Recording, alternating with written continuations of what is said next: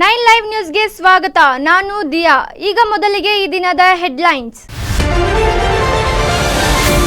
ಕಾಂಗ್ರೆಸ್ ಅಭ್ಯರ್ಥಿ ವಿನೋದ್ ಅಸೂಟಿ ಪರ ಸಚಿವ ಸಂತೋಷ್ ಲಾಡ್ ಭರ್ಜರಿ ಪ್ರಚಾರದ ವೇಳೆ ಪ್ರಧಾನಿ ನರೇಂದ್ರ ಮೋದಿ ಅವರನ್ನು ಹಿಗ್ಗಾಮುಗ್ಗಾ ಜರಿದ ಸಂತೋಷ್ ಲಾಡ್. ಹಿಂದೂ ಮುಸ್ಲಿಂ ವಿಚಾರ ಬಿಟ್ಟು ಅಭಿವೃದ್ಧಿ ವಿಚಾರಗಳೇನು ಚರ್ಚಿಸೋದಿಲ್ಲ ಎಂದು ಪ್ರಶ್ನೆ. ಪ್ರಜ್ವಲ್ ರೇವಣ್ಣ ಪ್ರಕರಣ ಸಂಬಂಧಿ ಕೇಂದ್ರಕ್ಕೆ ಪತ್ರ ಬರೆದ ಸಿಎಂ ಸಿದ್ದರಾಮಯ್ಯ. ರಾಜ್ಯ ಸರ್ಕಾರ ತಮ್ಮ ಜವಾಬ್ದಾರಿಯಿಂದ ನುಣುಚಿಕೊಳ್ಳುತ್ತಿದೆ ಎಂದು ಪ್ರಹ್ಲಾದ್ ಜೋಶಿ. ಎಂದ ಪ್ರಹ್ಲಾದ್ ಜೋಶಿ. ಪ್ರಕರಣದಲ್ಲಿ ಬೇರೆಯವರು ಮೇಲೆ ತಪ್ಪು ಹೊರಿಸುವ ಕೆಲಸವಾಗ್ತಿದೆ ಎಂದು ಜೋಶಿ ಆಕ್ರೋಶ.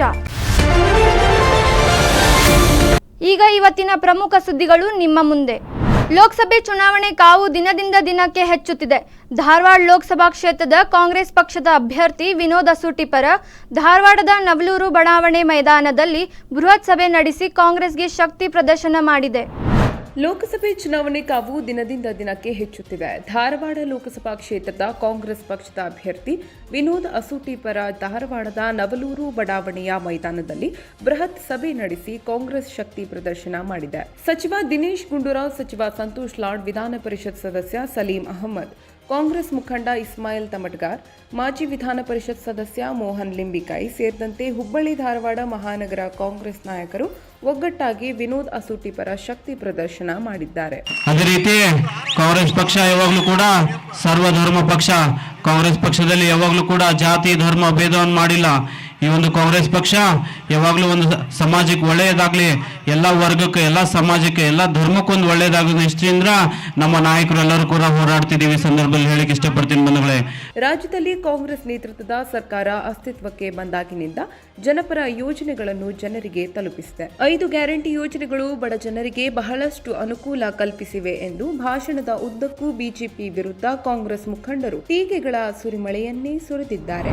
ಚುನಾವಣೆ ಪ್ರಚಾರಕ್ಕೆ ಮಕ್ಕಳನ್ನು ಬಳಕೆ ಮಾಡಿಕೊಳ್ಳಬಾರದು ಎಂದು ಚುನಾವಣಾ ಆಯೋಗವು ಸ್ಪಷ್ಟವಾಗಿ ಹೇಳಿದೆ. ಆದರೆ ಗದಗ ಜಿಲ್ಲೆಯ ಶಿರಹಟ್ಟಿ ಪಟ್ಟಣದಲ್ಲಿ ಕಾಂಗ್ರೆಸ್ ಪಕ್ಷದ ಅಭ್ಯರ್ಥಿ ಪರವಾಗಿ ನಡೆದ ರೋಡ್ ಶೋನಲ್ಲಿ ಮಕ್ಕಳನ್ನು ಬಳಕೆ ಮಾಡಿಕೊಂಡಿರುವ ಘಟನೆ ತಡವಾಗಿ ಬೆಳಕಿಗೆ ಬಂದಿದೆ.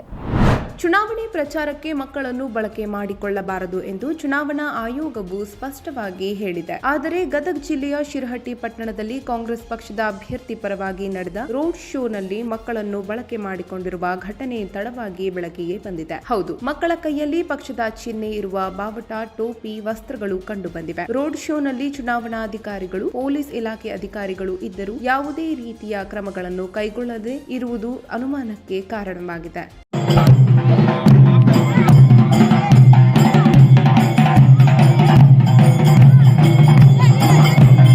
ಇಂತಹ ಘಟನೆಗಳು ಮರುಕಳಿಸಬಾರದು ಎಂದರೆ ಸಂಬಂಧಪಟ್ಟ ಅಧಿಕಾರಿಗಳು ಸೂಕ್ತ ಕ್ರಮವನ್ನು ಕೈಗೊಳ್ಳಬೇಕು ಅಂದಾಗ ಮಾತ್ರ ಮಕ್ಕಳನ್ನು ಪ್ರಚಾರದ ಸಮಯದಲ್ಲಿ ಬಳಸಿಕೊಳ್ಳುವುದಿಲ್ಲ ಎನ್ನುವುದು ಸಾರ್ವಜನಿಕರ ಮಾತಾಗಿದೆ. ಪ್ರಜ್ವಲ್ ರೇವಣ್ಣ ಅವರನ್ನು ಕರ್ನಾಟಕ ಕರೆತಿರುವ ವಿಷಯದಲ್ಲಿ ಸಿಎಂ ಸಿದ್ದರಾಮಯ್ಯ ಕೇಂದ್ರ ಸರ್ಕಾರಕ್ಕೆ ಪತ್ರ ಬರೆದ ವಿಚಾರವಾಗಿ ಹುಬ್ಬಳ್ಳಿಯಲ್ಲಿ ಪ್ರತಿಕ್ರಿಯೆ ನೀಡಿದ ಕೇಂದ್ರ ಸಚಿವ ಪ್ರಹ್ಲಾದ್ ಜೋಶಿ, ರಾಜ್ಯ ಸರ್ಕಾರ ತನ್ನ ಜವಾಬ್ದಾರಿಯಿಂದ ನುಣುಚಿಕೊಳ್ಳುವ ಯತ್ನ ಮಾಡಿದೆ ಎಂದು ಆರೋಪಿಸಿದರು.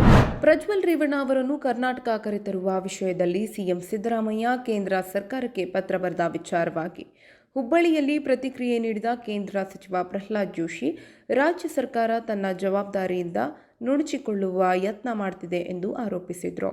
ಸಂಸದ ಪ್ರಜ್ವಲ್ ಪ್ರಕರಣದಲ್ಲಿ ಬೇರೆಯವರ ಮೇಲೆ ತಪ್ಪು ಹೊರೆಯಿಸುವ ಯತ್ನ ಆಗುತ್ತಿದೆ. ಪ್ರಜ್ವಲ್ ರೇವಣ್ಣನವರದ್ದು ಎನ್ನಲಾಗುತ್ತಿರುವ ರಾಸಲೀಲೆ ವಿಡಿಯೋ ಕ್ಲಿಪ್ 21ಕ್ಕೆ ಹೊರಗೆ ಬಂದರೆ 28ರವರೆಗೆ ಯಾಕೆ ಎಫ್ಐಆರ್ ಮಾಡಿಲ್ಲ?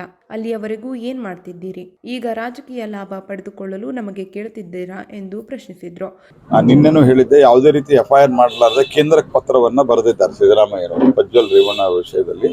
ಇದು ಒಂದು ರೀತಿಯಲ್ಲಿ ತಮ್ಮ ಜವಾಬ್ದಾರಿಯನ್ನ ನುಣುಚಿಕೊಂಡು ಬೇರೆದವರ ಮೇಲೆ ತಪ್ಪು ಹೊರಿಸುವ ಒಂದು ಪ್ರಯತ್ನ. ನನ್ನ ಪ್ರಶ್ನೆಗೆ ಕಾಂಗ್ರೆಸ್ ಪಾರ್ಟಿಯವರು ಮತ್ತು ಉಳಿದವರ ನಮ್ಮ ಪ್ರಮುಖರ ಪ್ರಶ್ನೆಗೆ ಒಂದೇ ಒಂದು ಉತ್ತರವನ್ನ ಕೊಟ್ಟಿಲ್ಲ.